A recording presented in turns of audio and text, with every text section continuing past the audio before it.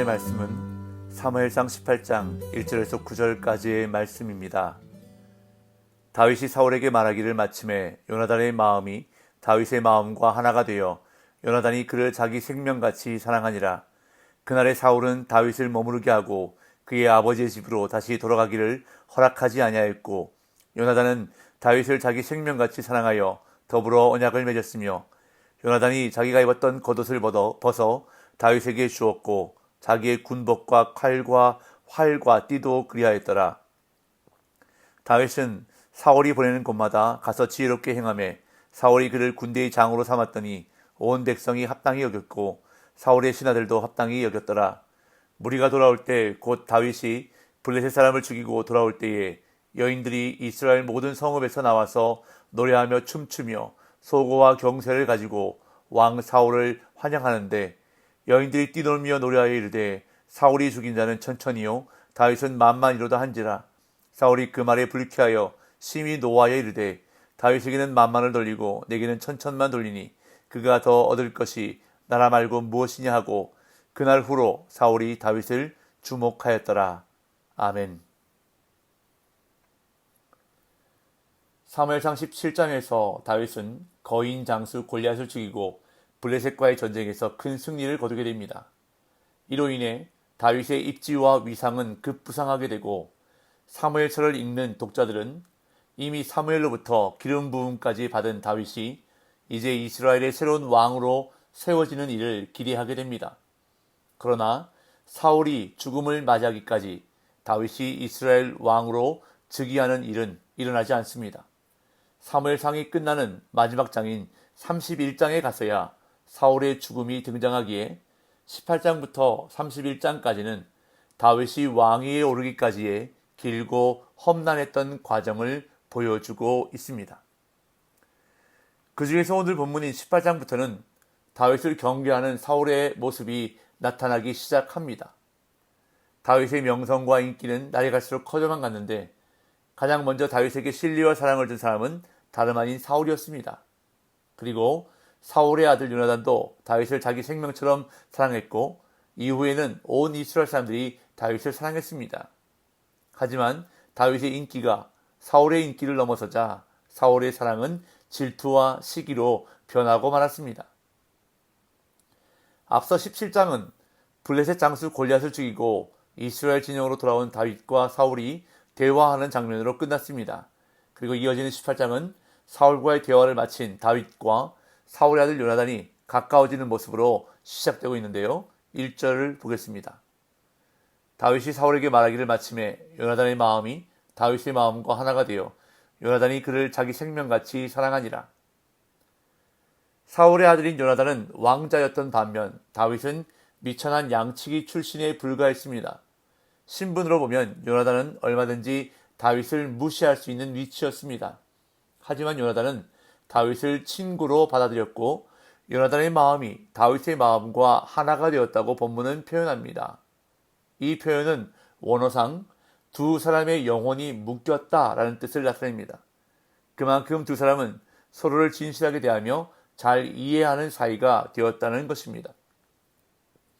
뿐만 아니라 요나단은 다윗을 자기 생명같이 사랑했습니다.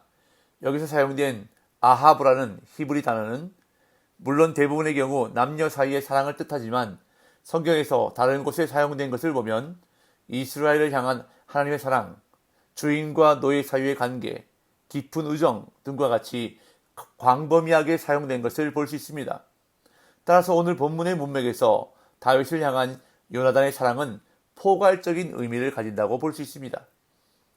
사울도 다윗이 크게 마음에 들었는지 그를 집으로 돌려보내지 않을 정도였습니다. 2절에서 4절. 그날에 사울은 다윗을 머무르게 하고 그의 아버지의 집으로 다시 돌아가기를 허락하지 아니하였고, 요나단은 다윗을 자기 생명같이 사랑하여 더불어 언약을 맺었으며, 요나단이 자기가 입었던 겉옷을 벗어 다윗에게 주었고 자기의 군복과 칼과 활과 띠도 그리하였더라. 사울은 다윗을 자신의 곁에 머무르게 합니다. 원래 다윗은 아버지의 심부름으로 전쟁터에 온 것이기에 다시 아버지께 돌아가야 했습니다. 그러나 사울은 다윗이 돌아가는 것을 허락하지 않았습니다. 그만큼 사울은 다윗이 마음에 들었던 것 같습니다. 그리고 요나단은 다윗과 더불어 언약을 맺었습니다. 아마도 이것은 의형제 언약으로 보여집니다. 요나단이 자기가 입었던 겉옷을 벗어 다윗에게 주었는데 이 겉옷은 군주와 왕자만 입는 옷이었을 것입니다. 즉 요나단은 다윗을 자신과 동등한 형제인 왕자처럼 대우한 것입니다. 또한 자신의 신분을 나타내는 군복과 칼과 활과 띠도 아낌없이 다윗에게 내어주었습니다.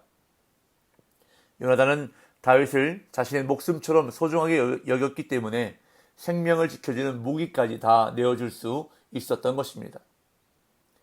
이처럼 다윗은 사울 왕에게 신임을 얻었고 왕자인 요나단에게도 사랑을 받았습니다. 또한 다윗은 사울의 신하들에게도 그리고 온 백성들에게도 인정을 받았습니다. 5절 다윗은 사울이 보내는 곳마다 가서 지혜롭게 행하며 사울이 그를 군대의 장으로 삼았더니 온 백성이 합당히 여겼고 사울의 신하들도 합당히 여겼더라. 다윗은 사울이 보내는 곳마다 가서 지혜롭게 행했다고 본문은 언급합니다.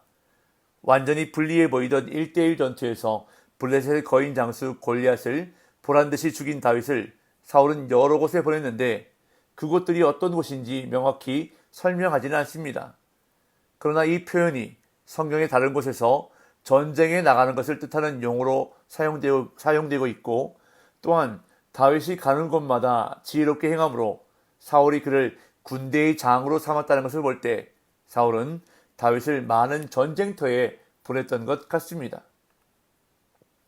다윗의 뛰어난 능력을 높이 평가한 사울은 그를 군대의 장으로 삼았고 온 백성과 사울의 신하들도 모두 이를 합당하게 여겼습니다.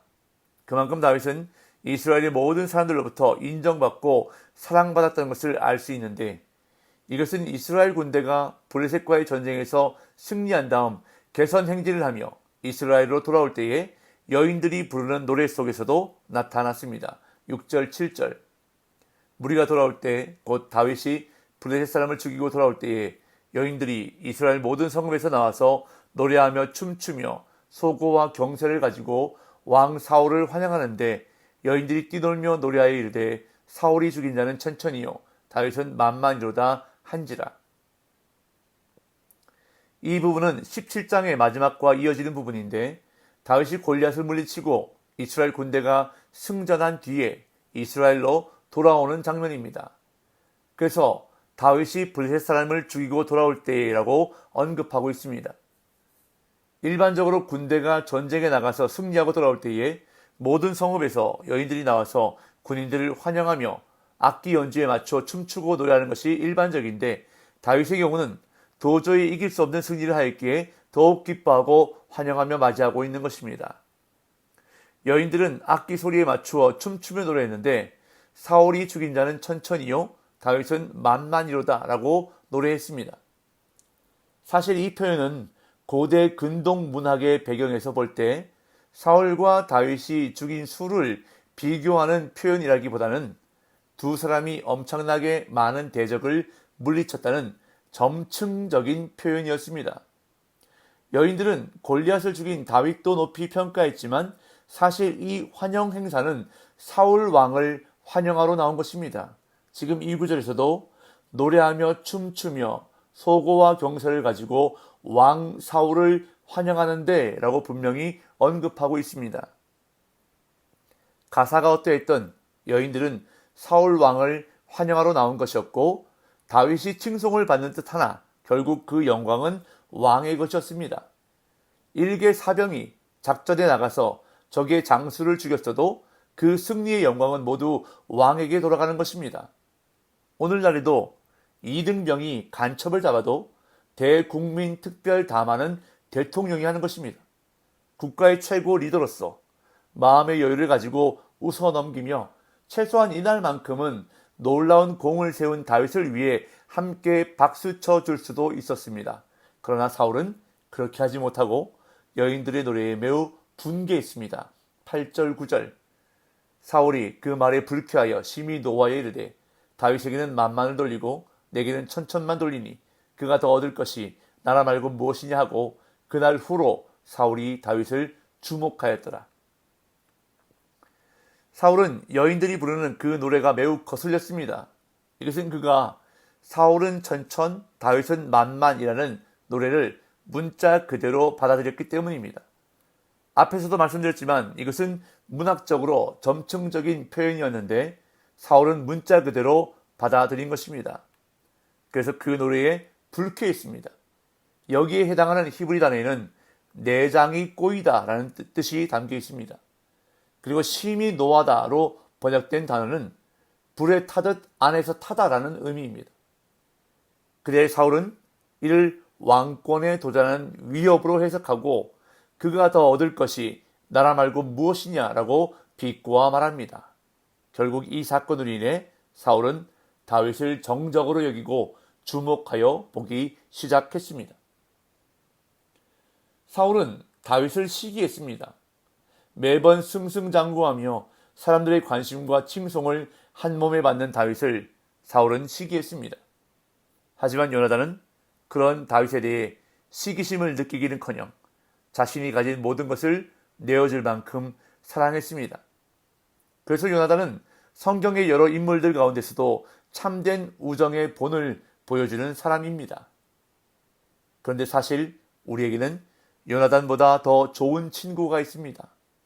자신의 생명보다 더 우리를 아끼고 사랑해 주셔서 겉옷과 무기 정도가 아니라 진짜 자신의 생명까지 내어주신 예수 그리스도야말로 우리의 진정한 친구이십니다. 그러한 예수님을 본받아 그리고 요나단처럼 내가 참다운 친구가 되어줄 사람은 누구인지 오늘 말씀을 통해서 깨닫게 되기를 간절히 소망합니다. 시기와 질투가 아닌 진정한 사랑으로 함께 기뻐하고 축복해주는 참된 그리스도인으로 살아가는 복된 날 되시기를 예수님의 이름으로 축복합니다.